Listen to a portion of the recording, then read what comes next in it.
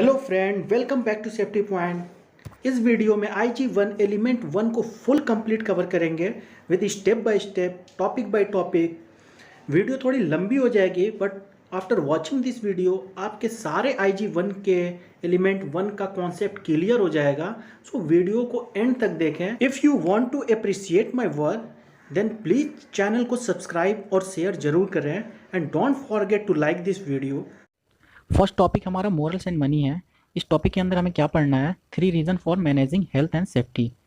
3 reason कौन कौन से हैं? सबसे पहला हमारा मोरल रीज़न, सेकंड फाइनेंशियल, उसको इकोनॉमिक भी बोल सकते हैं हम, थर्ड हमारा लीगल और उसे सोशल भी बोलते हैं हम। फर्स्ट रीज़न हमारा मोरल रीज़न है। अगर आपको नोट्स बनाना है तो आप ये कंटेंट को नोट कर सकते हो, बिकॉज ये मैंने आरआरसी के बुक से ही लिया हुआ है। मैं आपको इसको बस एक्सप्लेन कर देता हूँ मोरल रीज़न होता क्या है। मोरल रीज़न को हिंदी में बोलते हैं हम नैतिक कारण। किसी भी वर्क प्लेस पे हेल्थ एंड सेफ्टी को मैनेज करना बहुत इंपॉर्टेंट होता है हर एक ऑर्गेनाइजेशन के लिए, बिकॉज अगर health and safety properly manage नहीं होगा वहाँ पे तो वो एक्सीडेंट का एक कारण भी बन सकता है। अगर एक्सीडेंट होगा तो आपको पता है वहाँ पे फटल भी हो सकता है, पर्सन इंजर्ड भी हो सकता है, पर्सन बीमार भी पड़ सकता है, जो कि टोटली अनएक्सेप्टेबल है किसी भी सोसाइटी के अंदर।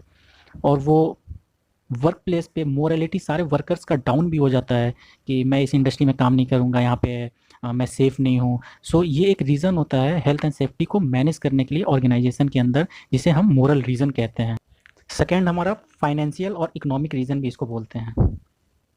अगर हम वर्क प्लेस पे हेल्थ एंड सेफ्टी को प्रॉपरली मैनेज नहीं करेंगे तो उससे एक्सीडेंट की चांसेस बढ़ जाती हैं। अगर एक्सीडेंट होता है वो फाइनेंशियली हमारे ऑर्गेनाइजेशन को इम्पैक्ट करता है। फाइनेंशियल लॉस जो है उसको 2 कैटेगरी में क्लासिफाई किया गया है इस पार्ट में। सबसे पहला जो है हमारा वो है डायरेक्ट कॉस्ट और सेकंड हमारा इनडायरेक्ट कॉस्ट। इसके अंदर ही हमारा इंश्योर्ड कॉस्ट भी आता है और एक अनइंश्योर्ड कॉस्ट भी आता है।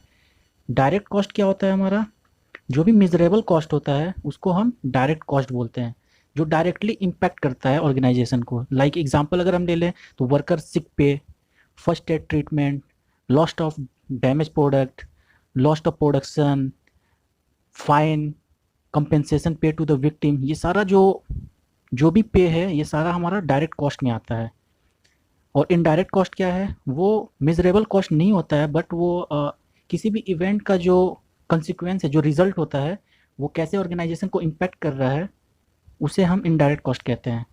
लाइक अगर एक्सीडेंट हो जाता है कंपनी के अंदर तो उसकी इमेज ख़राब होती है उस इंडस्ट्री की, कि ये इंडस्ट्री में इतने एक्सीडेंट होते हैं, ये इंडस्ट्री का बिजनेस रेपुटेशन सही नहीं है। तो धीरे धीरे जो बिजनेस पार्टनर होते हैं उस इंडस्ट्री के साथ जुड़े हुए, वो भी अपना बिजनेस कम करने लगते हैं उस इंडस्ट्री के साथ। तो ये सारा जो भी कॉस्ट होता है उसको हम इनडायरेक्ट कॉस्ट कहते हैं। और भी इनडायरेक्ट कॉस्ट में आते हैं, जैसे आप अगर किसी का एक्सीडेंट हो गया उसके जगह पे नए बंदे को हायर करोगे, आप उसको ट्रेनिंग दोगे, ये सारा जो भी कॉस्ट आता है वो इनडायरेक्ट कॉस्ट में आता है। वो इनडायरेक्टली कंपनी को, ऑर्गेनाइजेशन को फाइनेंशियली इम्पैक्ट करता है। अब हम देख लेते हैं इंश्योर्ड कॉस्ट क्या होता है। इंश्योर्ड कॉस्ट आप ऐसे समझ सकते हैं, जो भी कॉस्ट इंश्योरेंस के थ्रू हम रिकवर कर सकते हैं उसको हम कहते हैं इंश्योर्ड कॉस्ट। और जो कॉस्ट को हम अगर नहीं रिकवर कर पाते हैं उस कॉस्ट को कहते हैं अनइंश्योर्ड कॉस्ट। जैसे कौन कौन सी चीज़ों का इंश्योरेंस होता है, आप एग्जांपल ऐसे ले लो। आप गाड़ी का इंश्योरेंस कराते हो, बाइक का, कार का, तो कुछ भी डैमेज होता है तो आप उसको इंश्योरेंस क्लेम कर सकते हो। वैसे ही ऑर्गेनाइजेशन में भी होता है, वो बहुत सारी चीज़ों का इंश्योरेंस करा रखते हैं। जैसे प्लांट में जो भी कुछ प्रोडक्ट्स होते हैं उनका इंश्योरेंस करा रखते हैं, वो इक्विपमेंट का करा रखते हैं, मेडिकल करा रखते हैं, वर्करों का इंश्योरेंस करा रखते हैं कि उससे कंपनसेशन हम दे पाएँ। तो ये सारे जो भी कॉस्ट इंश्योरेंस के थ्रू रिकवर कर सकते हैं उसको हम इंश्योर्ड कॉस्ट कहते हैं। और जिसे हम रिकवर नहीं कर पाते हैं उसे अनइंश्योर्ड कॉस्ट कहते हैं। जैसे criminal fine and legal cost, production delay, down time, ये सारा कॉस्ट को हम इंश्योरेंस उस चीज़ों का नहीं करा पाते हैं। सो इस ये कैटेगरी अनइंश्योर्ड कॉस्ट में चली जाती है। लीगल और सोशल रीज़न। लीगल और सोशल रीज़न को हम बोलते हैं हिंदी में कानूनी कारण। किसी भी ऑर्गेनाइजेशन को सेटअप करने के लिए वहाँ के नेशनल लॉ को फॉलो करना मस्ट होता है। सो हेल्थ एंड सेफ्टी के लिए नेशनल लॉ भी है, इंटरनेशनल लॉ भी है। सो अगर कंपनी किसी एरिया में अगर सेटअप हो रही है तो वहाँ के जो नेशनल लॉ होगा उसको आप उस कंट्री के नेशनल लॉ को इम्प्लीमेंट करोगे। तो एम्प्लॉयर का रिस्पॉन्सिबिलिटी होता है कि वो safe place of work provide करे, safe plant and equipment provide करे, सेफ सिस्टम ऑफ वर्क होना चाहिए। उनका जो भी प्रोसेस है वर्क करने का वो बिल्कुल सेफ होना चाहिए। वर्करों को ट्रेनिंग प्रोवाइड होना चाहिए, उनको प्रॉपर सुपरविज़न देनी होगी, और स्टाफ जो भी होंगे वो कॉम्पिटेंस होंगे ताकि हेल्थ एंड सेफ्टी को प्रॉपरली मैनेज कर पाएँ। और ये चारों चीज़ अगर प्रॉपरली प्रोवाइड करते हैं एम्प्लॉयर, इस वजह से हमारा जो भी एक्सीडेंट रेट है वो इंडस्ट्री में कम हो जाती है और health and safety properly manage होती है industry. International framework and other international standards को देख लेते हैं। इसके अंदर सबसे पहले हम आईएलओ के बारे में जान लेते हैं। आईएलओ होता क्या है? आईएलओ का फुल फॉर्म है इंटरनेशनल लेबर ऑर्गेनाइजेशन। ये एक यूनाइटेड नेशन से एफिलिएटेड एजेंसी है। ये basically international standard for health and safety को सेट करता है, और इसके मेजर दो आउटपुट पॉइंट्स हैं। पहला हमारा कन्वेंशन है और सेकेंड रिकमेंडेशन है। कन्वेंशन के अंदर क्या होता है? ये डिस्क्राइब करता है basic policy of health and safety को एट बोथ नेशनल लेवल पे और इंडिविजुअल ऑर्गेनाइजेशनल लेवल पे भी। रिकमेंडेशन क्या होता है? ये सप्लीमेंट बोल सकते हैं आप कन्वेंशन का। इसके अंदर डिटेल्स में इंफॉर्मेशन रहता है उस पॉलिसी का कि कैसे उसको हम अप्लाई करें अपने ऑर्गेनाइजेशन के अंदर कि कानून का अच्छे से पालन हो सके। आगे आप देख सकते हैं 1981 में आईएलओ ने अडॉप्ट किया था occupational safety and health convention, जिसको हम बोलते हैं C155। और सेकेंड जो है सेम ईयर में उसी का रिकमेंडेशन है the occupational safety health recommendation 1981, जिसको हम बोलते हैं R164। अब C155 क्या है और R164 क्या है? C155 वही है, हेल्थ एंड सेफ्टी से रिलेटेड है, जो नेशनल और इंडिविजुअल लेवल पे पॉलिसीज़ को डिस्क्राइब करता है। और R164 उसी को डिटेल्स में इंफॉर्मेशन प्रोवाइड करना, गाइडेंस प्रोवाइड करना कि कैसे हम उसको अपने ऑर्गेनाइजेशन में अच्छे से इस पॉलिसी को इम्प्लीमेंट कर सकें, उस कानून को पालन करवा सके ऑर्गेनाइजेशन के अंदर, वो R164 में डिटेल्स में बताई जाती है। आगे हम देख लेते हैं आईएसओ क्या होता है। आईएसओ का फुल फॉर्म है the international organisation for standardisation. इसके अंदर ISO 9001 होता है, ये आपको कई जगह दिखता होगा। ये बेसिकली क्वालिटी मैनेजमेंट स्टैंडर्ड के लिए है। बहुत सारी इंडस्ट्री जो होती हैं ये सर्टिफिकेशन लेती हैं, जो ये बताता है कि हाँ ये कंपनी जो है वो क्वालिटी का एक स्टैंडर्ड अपने ऑर्गेनाइजेशन में ले रखा है। सेकेंड ISO 14001 है, जो प्रोवाइड किया जाता है इन्वायरमेंटल मैनेजमेंट स्टैंडर्ड के लिए। और ISO 45001 जो है वो है occupational health and safety management system के लिए। ये तीनों ISO का स्टैंडर्ड्स है। ये कंपनी इससे रिलेटेड ऑडिट करवाती है, और ऑडिट में अगर कंपनी पास हो जाती है, अगर ये ऑर्गेनाइजेशन को ISO को लगता है कि हाँ ये कंपनी क्वालिटी इसकी अच्छी है, तो वो ISO 9001 की सर्टिफिकेशन दे देती है। अगर उनको लगता है कि हाँ ये इन्वायरमेंटल के स्टैंडर्ड्स पे ये वर्क कर रहे हैं, तो उन्हें ISO 14001 का सर्टिफिकेशन दे देती है। अगर ISO को लगता है ऑडिट के टाइम पे कि इनका health and safety management system काफ़ी अच्छा है, तो उन्हें ISO 45001 का सर्टिफिकेशन प्रोवाइड कर देती है। नेक्स्ट हमारा टॉपिक है एम्प्लॉयर रेस्पॉन्सिबिलिटीज़।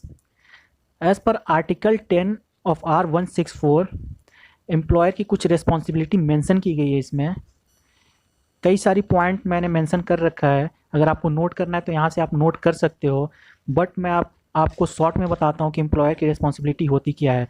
मैंने एम्प्लॉयर की रेस्पॉन्सिबिलिटी को दो पार्ट में डिवाइड किया है। पहला इंश्योर और सेकेंड प्रोवाइड, और एम्प्लॉयर को क्या क्या इंश्योरिटी करनी है, क्या क्या इंश्योर करना है अपने ऑर्गेनाइजेशन के अंदर, और क्या क्या प्रोवाइड करना है। सबसे पहले हम इंश्योरिटी देख लेते हैं क्या क्या करना है। इंश्योरिटी में सबसे पहले उनको work place, equipment, work method, ये सारी चीज़ इंश्योर करना है कि वो सब सेफ होना चाहिए और विदाउट रिस्क टू हेल्थ होना चाहिए। सेकेंड, प्रोवाइड उन्हें क्या क्या करना है। प्रोवाइड में आप देख सकते हैं प्रॉपर इंस्ट्रक्शन और ट्रेनिंग प्रोवाइड करना है, जो भी वर्कर आते हैं उनको प्रोवाइड करना है, सुपरविज़न प्रोवाइड करना है प्रॉपर, उन्हें नेसेसरी इक्विपमेंट देना है, PPEs वगैरह प्रोवाइड करना है जो वर्कर्स की रिक्वायरमेंट है। यहाँ पे आपको दिखता होगा इस पॉइंट में जो लिखा है necessary personal protective cloth and equipment free of charge, ये प्रोवाइड करना है। तो ऐसे ही बहुत सारी पॉइंट्स है जो आप देख सकते हो। एम्प्लॉयर की ये सारी रिस्पॉन्सिबिलिटी है। जो मेजर रिस्पॉन्सिबिलिटी थी वो मैंने आपको बता दिया। एम्प्लॉयर की रिस्पॉन्सिबिलिटी के साथ साथ वर्कर्स की भी कुछ रिस्पॉन्सिबिलिटीज़ होती है। R164 में ये बताई गई है कि वर्कर्स की भी क्या क्या रिस्पॉन्सिबिलिटी है। सबसे पहले पॉइंट में मेंशन किया गया है कि वर्कर्स को अपनी खुद की सेफ्टी का ध्यान तो रखना ही है, साथ साथ दूसरों की भी सेफ्टी का ध्यान रखना है। ये ना हो कि आपका जो वर्क है आप तो सेफ हो, बट आपके वर्क से वो दूसरा बंदा इफेक्ट हो रहा हो, ऐसा नहीं होना चाहिए। दूसरे पॉइंट में ये मेंशन किया गया है कि जो भी सेफ्टी इंस्ट्रक्शन और प्रोसीजर को बताई गई है ऑर्गेनाइजेशन के द्वारा, उसको फॉलो करना है, उसको पालन करना है उस कानून का, उस प्रोसीजर को फॉलो करना है। तीसरा जो है, जो भी सेफ्टी इक्विपमेंट आपको दिया जाता है उसको प्रॉपर यूज़ करना है, उसको टेम्पर्ड, उसको नुकसान नहीं पहुंचाना है। चौथे पॉइंट में क्या मेंशन किया गया है, जो भी अगर आपको लगता है कि ये हज़ार्ड है, ये वर्क यहाँ पे करना सेफ़ नहीं है, तो उस चीज़ को आप इन्फॉर्म कर दो। अगर आप उसको प्रॉपरली करेक्ट नहीं कर पा रहे हो तो आप उसको आगे इन्फॉर्म कर सकते हो। लास्ट पॉइंट में ये मेंशन किया गया है वर्कर्स की क्या रिस्पॉन्सिबिलिटी है, जो भी वर्क रिलेटेड एक्सीडेंट या जो भी इल हेल्थ होता है उसको तुरंत इन्फॉर्म करें। वर्कर्स की कुछ रिस्पॉन्सिबिलिटी के साथ साथ उनकी कुछ राइट्स भी है। आर्टिकल 19C155 में कुछ पॉइंट्स उनके राइट्स को मेंशन किया गया है। सबसे पहला राइट्स उनका क्या है कि वर्कर्स की राइट से जानना कि जो भी जहाँ भी वर्क वो कर रहे हैं उनका एम्प्लॉयर जो है वो उनके सेफ्टी का कितना केयर कर रहा है अपने ऑर्गेनाइजेशन के अंदर, ये वर्कर्स का राइट है, वो जान सकते हैं, वो इन्फॉर्मेशन ले सकते हैं। सेकेंड है, वो नेसेसरी ट्रेनिंग ले सकते हैं हेल्थ एंड सेफ्टी से रिलेटेड अपने ऑर्गेनाइजेशन के अंदर। थर्ड है, एम्प्लॉयर अपने वर्क प्लेस पे जो भी वर्क कर रहा है उससे रिलेटेड जो भी occupational health and safety matters है वो डायरेक्ट डिस्कस कर सकता है एम्प्लॉयर के साथ। लास्ट है कि अगर वर्कर्स फील करता है कि वो सेफ़ नहीं है, उसको जो भी काम कर रहा है जहाँ पे वो काफ़ी डेंजरस है उसके लाइफ के लिए, और वो अनसिक्योर फील कर रहा है उस जगह पे काम करने से, तो वो छोड़ करके जा सकता है। ये उसकी राइट्स है वर्कर की। नेक्स्ट हमारा टॉपिक है the role of enforcement agency. सबसे पहले देख लेते हैं हम एनफोर्समेंट एजेंसी होता क्या है। हर एक कंट्री में और रीजन में एक एनफोर्समेंट एजेंसी होती है जो रिस्पॉन्सिबल होता है हेल्थ एंड सेफ्टी लॉ को एनफोर्स कराना। उस एजेंसी को health and safety police force भी बोलते हैं। अब इनका रोल क्या है एनफोर्समेंट एजेंसी का? एनफोर्समेंट एजेंसी का रोल जो है वो है वर्क प्लेस पे जो भी एक्सीडेंट होता है उसको इन्वेस्टिगेट करते हैं। ये फॉर्मल एनफोर्समेंट एक्शन भी ले लेते हैं उनके खिलाफ। अगर कोई भी employer health and safety law को अगर अपने ऑर्गेनाइजेशन में उसका पालन नहीं करते हैं तो उनके खिलाफ ये फॉर्मल एनफोर्समेंट एक्शन लेते हैं। बहुत सारे कंट्रीज़ में इंश्योरेंस कंपनी फुलफिल करती है major role in enforcement safety by carrying out inspection and audit on regular basis. इस पार्ट का ये लास्ट पॉइंट है, कंसिक्वेंसेस ऑफ नॉन कंप्लायंस। कानून का पालन ना करने पे क्या होगा, इस टॉपिक के अंदर उस चीज़ को बताई गई है। अगर हेल्थ एंड सेफ्टी लेजिस्लेशन को का उल्लंघन अगर आप कोई भी ऑर्गेनाइजेशन करती है तो वो एक क्रिमिनल ऑफेंस माना जाता है। एक लीगल स्टैंडर्ड सेट की हुई है हेल्थ एंड सेफ्टी की। अगर कोई भी एम्प्लॉयर उस हेल्थ एंड सेफ्टी की लीगल स्टैंडर्ड को मीटअप नहीं करती है तो कुछ उसके स्टेप बनाए गए हैं उनके ऊपर एक्शन लेने का। सबसे पहला है फॉर्मल एनफोर्समेंट एक्शन होता है। इसमें क्या होता है, एक सर्टेन टाइम पीरियड दिया जाता है एम्प्लॉयर को कि आप उस सर्टेन टाइम पीरियड के अंदर अपने वर्क प्लेस के हेल्थ एंड सेफ्टी स्टैंडर्ड को इम्प्रूव कर लो और उसको मीटअप कर लो legal standard health and safety standard के साथ। तब तक के लिए जो भी हाई रिस्क एक्टिविटी है, हाई रिस्क वर्क है, उसको आप स्टॉप कर दो। अगर उस टाइम पीरियड के अंदर वो हेल्थ एंड सेफ्टी स्टैंडर्ड को मीटअप नहीं कर पाता है एम्प्लॉयर, तो फिर उसके अगेंस्ट फर्दर एक्शन लिया जाता है जो सेकेंड और थर्ड में मेंशन्ड है। सेकेंड, ऑर्गेनाइजेशन के ऊपर मुकदमा हो सकता है, और थर्ड लास्ट जो है वो इंडिविजुअल डायरेक्टर और मैनेजमेंट वर्कर के ऊपर मुकदमा हो सकता है। अगर ऑर्गेनाइजेशन के ऊपर मुकदमा होगा तो उस टाइम पे क्या होगा, अगर मुकदमा सक्सेसफुली जीत जाते हैं, अगर एनफोर्समेंट एजेंसी मुकदमा सक्सेसफुली जीत जाती है तो क्या होगा, पनिशमेंट ऑर्गेनाइजेशन को दिया जाता है in the form of fine. वो फाइन पे करना होता है। अगर मुकदमा इंडिविजुअल डायरेक्टर और मैनेजर वर्कर के खिलाफ अगर जीत जाती है एनफोर्समेंट एजेंसीज, तो फिर या तो उन्हें फ़ाइन देना पड़ेगा या तो इन्हें जेल भी हो सकती है, या जेल भी हो सकती है और फाइन दोनों एक साथ भी हो सकता है। ये नॉन कंप्लायंस का रिजल्ट है। फर्स्ट टॉपिक हम देख लेते हैं एम्प्लॉयर के बारे में। A person or organisation that employs people और the employer in this context is normally an organisation such as company and is sometime refer to as corporate body. इसको आप ऐसे समझो, जो भी जॉब प्रोवाइड कराता है, प्रोवाइड हायर करता है, उसे हम क्या कहते हैं, एम्प्लॉयर। और जो बंदे उसमें आके काम करते हैं उसको हम कहते हैं एम्प्लॉई। एम्प्लॉई जो है उस कंपनी में काम कर रहा है किसके लिए, एम्प्लॉयर के लिए। एग्जाम्पल से इसको हम समझते हैं। सपोज अमेज़न का हम एग्जाम्पल ले लेते हैं। अमेज़न एक कंपनी है, उसके अंदर बहुत सारे वर्कर्स काम कर रहे हैं, उसको हम कहते हैं एम्प्लॉई, उन सारे लोगों को। और वो सारे एम्प्लॉय किसके लिए काम कर रहे हैं, अमेज़न के लिए। तो अमेज़न हमारा क्या हो गया, एम्प्लॉयर। जो भी एम्प्लॉयर है वो हायर करता है एम्प्लॉय को अपने काम कराने के लिए। तो इससे आप समझ सकते हैं एम्प्लॉयर होता क्या है। तो अमेज़न हमारा क्या हुआ, एज ए एम्प्लॉयर। अब किसी भी कंपनी में आप जाएंगे जॉब करने तो वहाँ पे एक ऑर्गेनाइजेशन चार्ट होता है, जो टॉप मैनेजमेंट से लेके हमारा सुपरवाइज़र और वर्कर तक का होता है। वर्कर का तो नाम नहीं होता है ऑर्गेनाइजेशन स्ट्रक्चर में, बट टॉप मैनेजमेंट से सुपरवाइज़र तक का नाम मेंशन होता है उसमें। इसको हम दो टाइप में डिवाइड कर रखे हैं। सबसे पहला हमारा डायरेक्टर एंड सीनियर मैनेजर, ये हमारे टॉप मैनेजमेंट में आते हैं। मिडिल मैनेजमेंट में हमारे आते हैं मैनेजर एंड सुपरवाइज़र। आप ये स्ट्रक्चर से समझ सकते हैं, जैसे सबसे पहले हमारा मैनेजिंग डायरेक्टर होता है जो एक होता है, उसके अंदर कुछ डायरेक्टर होंगे, डायरेक्टर के अंदर कुछ मैनेजर्स होंगे और उस मैनेजर्स के अंदर सुपरवाइजर्स होंगे। तो ऐसे हमारा ऑर्गेनाइजेशनल स्ट्रक्चर होता है। फर्स्ट जो टॉप मैनेजमेंट में है वो डायरेक्टर्स एंड सीनियर मैनेजर्स आते हैं। अब इनका कुछ वर्क होगा कंपनी के अंदर। इनका क्या वर्क होता है, वो ऑर्गेनाइजेशन को एक डायरेक्शन और प्रायोरिटी सेट करते हैं कि ऑर्गेनाइजेशन किस दिशा में जाना चाहिए और उनका प्रायोरिटी क्या होना चाहिए, वो कौन से लेवल को अचीव करना चाहते हैं। और ये बहुत सारे पॉलिसी को इम्प्लीमेंट करते हैं अपने ऑर्गेनाइजेशंस के अंदर। सारी पॉलिसी यही लोग डिसाइड करते हैं कि क्या क्या हमारे ऑर्गेनाइजेशंस में क्या क्या रूल होना चाहिए, क्या डिसिप्लिन होना चाहिए।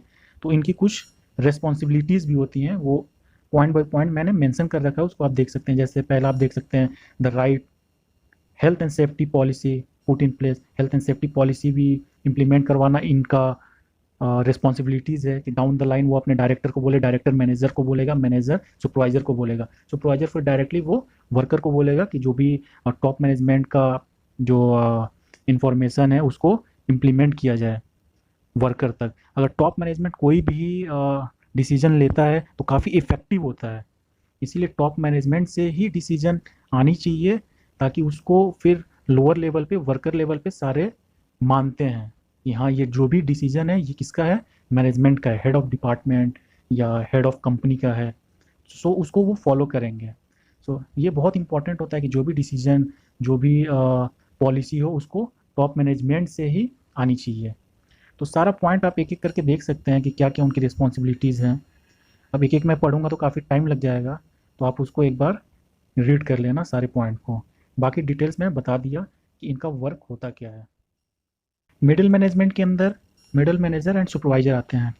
ये बहुत इंपॉर्टेंट रोल प्ले करते हैं कोई भी पॉलिसी को इम्प्लीमेंट करवाना है अगर down the line. Suppose health and safety standard को अगर इम्प्लीमेंट करना है तो इनका वेरी इंपॉर्टेंट रोल होता है, क्योंकि ये डे टू डे ऑपरेशन में इन्वॉल्व होते हैं। सो जो भी रिस्पॉन्सिबिलिटी होती है हेल्थ एंड सेफ्टी स्टैंडर्ड का, वो इनके अंदर आता है कि आपको इम्प्लीमेंट करवाना है डाउन द लाइन।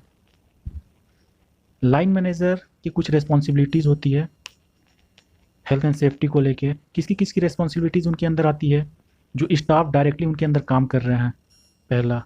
दूसरा, जो भी स्टाफ उनके अंदर काम कर रहे हैं ऑर्गेनाइजेशनल चार्ट में जो उनके नीचे होंगे स्टाफ, वो सारे सारे का हेल्थ एंड सेफ्टी का रिस्पॉन्सिबिलिटी उस लाइन मैनेजर का ही होगा। और उनका जो एरिया होगा लाइन मैनेजर का, उस एरिया के अंदर जो भी एक्टिविटी होगी वो उनके कंट्रोल में होगी। ये इनका रोल एंड रिस्पॉन्सिबिलिटीज़ है for health and safety. Now हमारा सेकेंड टॉपिक है the share responsibilities of joint occupiers of premises. When two employers share a workplace, it is not difficult to imagine that the risk that one employer create in that workplace may affect the employees of the other employer. इसका मतलब ये है कि अगर कोई एक work place पे दो एम्प्लॉयर शेयर कर रहे हैं उस जगह को, तो एक एम्प्लॉयर का रिस्क दूसरे एम्प्लॉयर के एम्प्लॉय को इफेक्ट करेगा। आपको एग्जांपल से समझाता हूँ, फिर आपको अच्छे से समझ में आ जाएगा। सपोज एक 4 फ्लोर की बिल्डिंग है। ग्राउंड फ्लोर पे आपका पार्किंग, फर्स्ट फ्लोर पे आपका एक्सपोर्ट का काम चल रहा है, स्टिचिंग, कपड़े वगैरह बन रहे हैं। सेकेंड फ्लोर पे आपका बीपीओ है, कॉल सेंटर। और थर्ड फ्लोर पे आपका कोई लेदर की फैक्ट्री, लेदर का काम चल रहा है। और तीनों एक दूसरे से अलग हैं, किसी को किसी से कुछ मतलब नहीं है। तो अगर आग लगेगी एक्सपोर्ट कंपनी में, तो वो ऊपर वाले को पता चलेगा नहीं, और आग बहुत तेज़ी से बढ़ती है। अगर फायर बहुत ज़्यादा बढ़ जाएगा तो ऊपर वाले क्या होंगे, वो फंस जाएंगे ऊपर ही, वो नीचे आ नहीं पाएंगे, और ये बहुत बड़ा एक्सीडेंट हो सकता है उसकी वजह से। तो आग लगी एक्सपोर्ट कंपनी में, तो वहाँ वो एम्प्लॉयर किसको इफेक्ट किया? एक तो आपको बीपीओ कॉल सेंटर वाले एम्प्लॉयर को इफेक्ट किया, और जो लेदर का काम जहाँ चल रहा था वो वाले एम्प्लॉयर को भी इफेक्ट किया। तो एक एम्प्लॉयर का रिस्क दूसरे और तीसरे को भी इफेक्ट कर सकता है। तो इसके वजह से कुछ आईएलओ ने गाइडलाइन दिया हुआ है, आर्टिकल 17 में मेंशन है, when ever two or more undertakings engage in activities simultaneously at one workplace, they shall collaborate in applying the requirements of this convention. अगर जब भी वो किसी वर्क प्लेस को शेयर करेंगे, दो या दो से ज़्यादा एम्प्लॉयर, तो वो क्या करेंगे, अपना जो भी रिस्क असेसमेंट होगा वो एक दूसरे से शेयर करेंगे, ताकि एक दूसरे का रिस्क उन्हें पता चल पाए। आप इसको ILO 164 में डिटेल्स में जान सकते हैं। नोट में आप देखिए, मैं मेंशन कर रखा हूँ, ये बहुत इंपॉर्टेंट है दोनों एम्प्लॉयर के लिए कि एक दूसरे को कोऑपरेट करे, कोऑर्डिनेट करे, good health and safety standard को उस वर्क प्लेस पे मेंटेन रखने के लिए।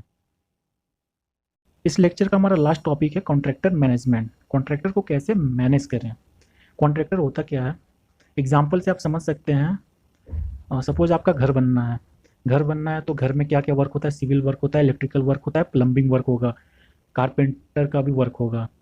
तो सबके कॉन्ट्रैक्टर अलग अलग होते हैं। सिविल वर्क के लिए सिविल कॉन्ट्रैक्टर, इलेक्ट्रिकल वर्क के लिए इलेक्ट्रिकल कॉन्ट्रैक्टर, प्लम्बिंग वर्क के लिए प्लम्बिंग कॉन्ट्रैक्टर।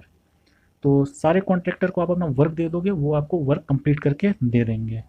तो कॉन्ट्रैक्टर वर्क प्लेस पे बहुत वाइडली यूज़ होते हैं। अगर आपको एक्स्ट्रा लेबर चाहिए तो भी आप कॉन्ट्रैक्टर को हायर कर सकते हो कि हमारे पास काम ज़्यादा बढ़ गया है, आप एक्स्ट्रा लेबर प्रोवाइड कर दो, तो कॉन्ट्रैक्टर आपको क्या करेगा, एक्स्ट्रा वर्कर भी प्रोवाइड कर देगा। एक पॉइंट देख लेते हैं, लिखा हुआ है contractor are engage by client in lots of different circumstances at work. सही बात है, आप इसको ऐसे समझ सकते हो, आप यहाँ पे क्लाइंट हो, आप घर बनवाना है आपको, तो आप क्लाइंट हो, तो आप बहुत सारे कॉन्ट्रैक्टर को एंगेज कर रखे हो डिफरेंट डिफरेंट वर्क के लिए, जैसे सिविल वर्क के लिए, कारपेंटरिंग वर्क के लिए, इलेक्ट्रिकल वर्क के लिए, और अगला हमारा प्लम्बिंग वर्क के लिए। तो डिफरेंट डिफरेंट कॉन्ट्रैक्टर को आप डिफरेंट डिफरेंट वर्क पे एंगेज कर रखे हो, तो आप एज ए क्लाइंट की तरह वहाँ पे वर्क कर रहे हैं। क्लाइंट कॉन्ट्रैक्टर को कैसे मैनेज करेगा, इसके लिए 3 की एरिया मेंशन किया हुआ है। पहला सिलेक्शन ऑफ कॉन्ट्रैक्टर, दूसरा planning and coordination of the work, और तीसरा है monitoring and managing the work. पहला हम देख लेते हैं सिलेक्शन ऑफ कॉन्ट्रैक्टर, जो बहुत इंपॉर्टेंट है और ये एग्जाम में भी ये क्वेश्चन पूछता है। कॉन्ट्रैक्टर को कैसे सेलेक्ट किया जाए। सपोज मैं कोई वर्क दे दिया, बहुत सारे कॉन्ट्रैक्टर उसके लिए अप्लाई कर दिए किसी वर्क के लिए। आप एग्जांपल देख सकते हैं, सपोज गवर्नमेंट का कोई टेंडर निकलता है तो बहुत सारे कॉन्ट्रैक्टर उसके लिए अप्लाई करते हैं, तो उसमें से किसी एक को ही सिलेक्ट किया जाता है। वो डिपेंड करता है बहुत सारी पॉलिसीज़ पे। तो कैसे यहाँ पे कैसे सिलेक्शन होता है कॉन्ट्रैक्टर का, वो आप देख लीजिए। पहला, हेल्थ एंड सेफ्टी पॉलिसी उनकी होनी चाहिए। दूसरा example of risk assessment and method statement होना चाहिए। क्वालिफिकेशन एंड ट्रेनिंग रिकॉर्ड होना चाहिए। एक्सीडेंट हिस्ट्री रिकॉर्ड होना चाहिए। Record of maintenance and test for plant and equipment होना चाहिए, बिल्कुल मस्ट है। Membership of professional organisation or certified body, जैसे आईएसओ सर्टिफाइड हो, ओसा सर्टिफाइड हो, ये उनके पास होना चाहिए। Record of enforcement action taken by authority against them, कोई अगर एक्शन ले रखा है एनफोर्समेंट एजेंसी तो उसका रिकॉर्ड उनके पास होना चाहिए। और proof of adequate resource such as access to specialist safety advice होना चाहिए। ये सारी चीज़ें देख करके कॉन्ट्रैक्टर को सेलेक्ट करते हैं। दूसरा हमारा है planning and coordination of the work. ये बहुत इंपॉर्टेंट होता है कि वर्क प्लेस पे जो भी इंफॉर्मेशन है वर्क प्लेस का, उसको क्लाइंट और कॉन्ट्रैक्टर के बीच में एक्सचेंज होना चाहिए। और कॉन्ट्रैक्टर खुद रिस्क असेसमेंट करे उस वर्क का कि वर्क हमारा वर्किंग के लायक सेफ है या नहीं। Client and contractor must coordinate their work carefully and show no to conflict. अगर वो दोनों एक दूसरे से कोऑर्डिनेट करेंगे तो इससे क्या होगा, कन्फ्लिक्ट होने की चांस बिल्कुल ख़त्म हो जाएगी। लास्ट हमारा है monitoring and managing the work. तो जो भी हेल्थ एंड सेफ्टी रिलेटेड जो कंप्लायंस है उसको अरेंजमेंट जो भी करता है वो क्लाइंट के द्वारा से किया जाता है। तो क्लाइंट इंश्योर करता है कि कॉन्ट्रैक्टर का जो भी वर्क प्लेस है, वर्किंग प्रैक्टिस है, वो सेफ होना चाहिए। तो उसके लिए क्लाइंट क्या क्या अरेंजमेंट करता है, सबसे पहले having a signing in and out procedure होना चाहिए, बिल्कुल। दूसरा, इंश्योर करे contractor provide a name of work supervisor, जो भी सुपरवाइज़र वहाँ काम करते हैं उनका नेम प्रोवाइड करे, उनको प्रॉपर इंडक्शन दे, ट्रेनिंग दे, जो भी कॉन्ट्रैक्टर के वर्कर जो वहाँ पे काम कर रहे हैं उनको। और हाई रिस्क एक्टिविटी पे परमिट वर्क सिस्टम लगाए। सपोज वेल्डिंग वर्क होता है तो वहाँ पे हॉट वर्क परमिट हम देते हैं। तो इस टाइप से परमिट टू वर्क सिस्टम होना चाहिए हाई रिस्क एक्टिविटी को कंट्रोल करने के लिए। तो क्लाइंट ये सब वर्क को मॉनिटर और मैनेज करता है कि बेटर कंप्लायंस हो और हेल्थ एंड सेफ्टी। तो पहला क्वेश्चन हम देख लेते हैं। पहला क्वेश्चन क्या कहता है, explain the 3 reason why an organisation should manage health and safety. बिल्कुल सिंपल क्वेश्चन है और ये क्वेश्चन बहुत इंपॉर्टेंट है। आईजीसी के पेपर में मोस्टली ये क्वेश्चन आता ही है, भले ही वो क्वेश्चंस का स्टाइल चेंज कर दे, पूछने का तरीका अलग हो, लेकिन इससे रिलेटेड, इस टॉपिक से रिलेटेड एक क्वेश्चन होता ही होता है। अब 3 रीज़न कौन कौन से हैं, अगर आप लेक्चर 1 देखे होंगे हमारा तो उसमें मैं एक्सप्लेन कर रखा हूँ ऑलरेडी। पहला हमारा मोरल है, सेकेंड इकोनॉमिक है जिसको फाइनेंशियल भी बोलते हैं, और तीसरा हमारा सोशल है जिसको हम लीगल भी बोलते हैं। ये 3 रीज़न है, तीनों रीज़न को मैंने एक्सप्लेन किया है बहुत अच्छे से लेक्चर 1 में, आप जा करके वीडियो देखना। सेकेंड क्वेश्चन क्या है, give 3 insured cost and 3 uninsured cost that might arise from A work place accident. Work place पे कोई एक्सीडेंट होता है तो वैसे 3 आपको ऐसा कॉस्ट बताना है जो इंश्योरेंस के थ्रू हम रिकवर कर सकते हैं, और 3 ऐसा कॉस्ट बताना है जो हम रिकवर नहीं कर सकते हैं इंश्योरेंस के थ्रू। तो ऑलरेडी मैंने उस लेक्चर में एक्सप्लेन कर रखा है कि इंश्योर्ड कॉस्ट होता क्या, अनइंश्योर्ड कॉस्ट होता क्या है, डायरेक्ट कॉस्ट क्या होता है, इनडायरेक्ट कॉस्ट क्या होता है। आप वहाँ से जाके इजीली इसको समझ सकते हैं और आंसर भी बहुत आसानी से आप दे पाएंगे। सो वीडियो जरूर। थर्ड क्वेश्चन है हमारा, identify the legal duties that an employer has to comply with. Legal duties बतानी है हमें एम्प्लॉयर की। तो लीगल ड्यूटीज क्या क्या है हमारे एम्प्लॉयर की, टू इंश्योर करना कि सेफ सिस्टम ऑफ वर्क होना चाहिए, सेफ प्लेस ऑफ वर्क होना चाहिए, सेफ इक्विपमेंट होना चाहिए, और जो भी रिस्क एक्टिविटी वहाँ रिक्वायर्ड पीपीज क्या है वो एम्प्लॉयर को प्रोवाइड कराना ज़रूरी होता है। अगर आपको डिटेल्स में जानना है तो आप वीडियो ज़रूर देखना, लेक्चर 2 में सारी चीज़ें कवर की गई है एक एक करके। फोर्थ क्वेश्चन है हमारा, identify the legal duties that a worker has to comply with. अब इसमें लीगल ड्यूटीज़ वर्कर की बताई गई है कि वर्कर की लीगल ड्यूटीज़ क्या है, उसको यहाँ पे एक्सप्लेन करना है। वर्कर की क्या होगी लीगल ड्यूटीज़, अगर मैं पीपी प्रोवाइड कर रहा हूँ एम्प्लॉयर होके, तो वर्कर की क्या रिस्पॉन्सिबिलिटी है कि उस पीपी को यूज़ करे और उसको नुकसान ना पहुँचाए, ये उनकी लीगल ड्यूटीज़ होती है। दूसरा लीगल ड्यूटीज़ है कि अगर वो वर्क कर रहे हैं वर्क प्लेस पे तो ऐसा ना हो कि उनकी वजह से कोई दूसरा इफेक्ट हो, वो उनको ऐसे वर्क करना है कि वो खुद को तो सेफ रखना ही रखना है, तो आपकी वजह से दूसरे लोग भी सेफ रहें। ऐसा ना हो कि आप सेफ हो और आपकी वजह से दूसरे को किसी को नुकसान हो जाए, ऐसा नहीं होना चाहिए।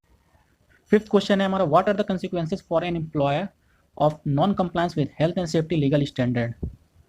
इस क्वेश्चन को समझना बहुत इंपॉर्टेंट है। कोई भी एम्प्लॉयर अगर पालन नहीं करता है health and safety legal responsibility का, तो उसके रिजल्ट में क्या हो सकता है, एम्प्लॉयर के ऊपर क्या एक्शन लिया जा सकता है। तो कुछ एनफोर्समेंट एजेंसी होती है जो एक्शन लेती है ऐसे एम्प्लॉयर के ऊपर। तो जो भी रिजल्ट है उसको 3 पार्ट में कैटेगराइज किया गया है। सबसे पहले तो वो फॉर्मल एनफोर्समेंट एक्शन लेते हैं। Second, prosecution of the organisation in the criminal court. और थर्ड क्या करते हैं, prosecution of individual such as director, manager and workers. ये 3 पार्ट में इसको कैटेगराइज किया गया इसके रिजल्ट को। और आपको अगर अच्छे से जानना है इन तीनों पार्ट के बारे में तो आप प्लीज़ लेक्चर 2 ज़रूर देखें।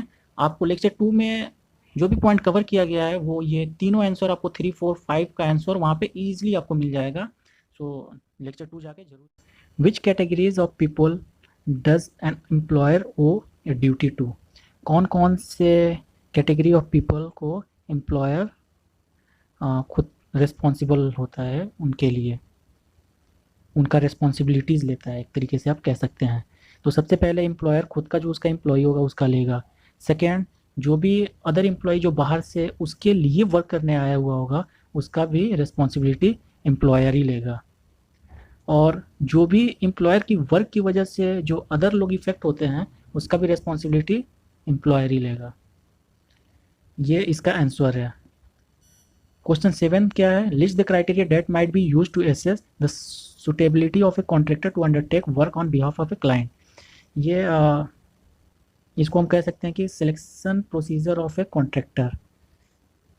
तो कॉन्ट्रैक्टर को कैसे सेलेक्ट करते हैं, किस बिहाफ पे क्लाइंट उसको काम देगा। सबसे पहले वो health and safety policy check करेगा कॉन्ट्रैक्टर का। सेकेंड, वो एक्सीडेंट रिकॉर्ड चेक करेगा। थर्ड, वो आपका प्रीवियस क्लाइंट रिकॉर्ड चेक करेगा, प्रीवियस वर्क रिकॉर्ड चेक करेगा, और एनफोर्समेंट एक्शन का कुछ रिकॉर्ड चेक करेगा, और आपका क्वालिफ़िकेशन, ट्रेनिंग रिकॉर्ड्स चेक करेगा, training records of employer check करेगा। तो बहुत सारे डॉक्यूमेंट्स को चेक करता है क्लाइंट, उसके बिहाफ पे वो कॉन्ट्रैक्ट देता है। 8वां हमारा क्वेश्चन है, what are the responsibilities of the client and the contractor where a contractor is working in a client work place. Contractor client के वर्क प्लेस पे अगर काम कर रहा है तो क्या क्या रिस्पॉन्सिबिलिटीज होनी चाहिए कॉन्ट्रैक्टर का एंड क्लाइंट दोनों का। सबसे पहले अगर जो इम्पोर्टेंट चीज़ है वो क्लाइंट और कॉन्ट्रैक्टर के बीच में कोऑर्डिनेशन होना बहुत ज़रूरी है। कोऑर्डिनेशन होगा तो इसकी वजह से कोई कॉन्फ्लिक्ट नहीं आएंगे उनके बीच में। तो कॉन्ट्रैक्टर अगर काम कर रहा है क्लाइंट के वर्क प्लेस पे तो जो भी क्लाइंट के एम्प्लॉई होंगे उसका भी रिस्पॉन्सिबिलिटी कॉन्ट्रैक्टर का होगा कि उनको कुछ हार्म ना हो। सेकेंड, जो भी रिस्क असेसमेंट है उसको प्रॉपर करना होगा और उसको क्लाइंट के साथ शेयर करना, प्रॉपर ट्रेनिंग प्रोवाइड करना और उसको क्लाइंट के साथ शेयर करना। जो भी चीज़ आप करेंगे हेल्थ एंड सेफ्टी से रिलेटेड उसको आप क्लाइंट के साथ शेयर करते रहेंगे और कोऑर्डिनेट करते रहेंगे। जो रिस्पॉन्सिबिलिटी है दोनों क्लाइंट और contractor. Thank you so much for watching this video.